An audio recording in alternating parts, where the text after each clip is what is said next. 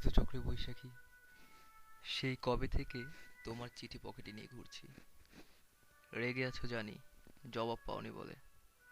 বিশ্বাস করবে কিনা জানি না, করো না। বিশ্বাসেই সব ভুল। আমি অনেকবার চেষ্টা করেছি দীর্ঘ এক চিঠি লিখবো বলে। আমার কলমে পাথর চেপে বসেছে। আমি পারিনি। কাজের চাপ বলো, কিংবা পাওনাদারের চাপও বলতে। ধারের অসুখে সুখী চিঠি আসে না, মাসিক খরচের হিসেব আসে শুধু।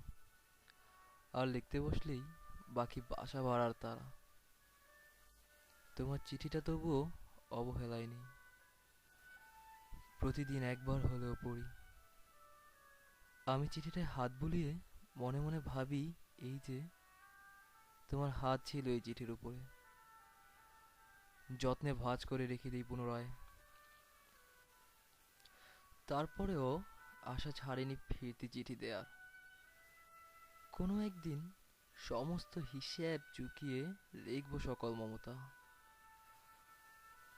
আমার জানালায় শাখা মেলে দেয়া কৃষ্ণচূড়ায় ফুল ধরবেই বছর পেরুলে। তোমাকে অনেক কিছু লিখতে ইচ্ছে হয়। বৃষ্টির গল্প, রংধনুর গল্প, চুলে ঝুঁটি বাঁধা বাচ্চা মেয়েটির গল্প। খুব ইচ্ছে হয় একটা চিঠি রীতিতে নিজের নাম লিখতে।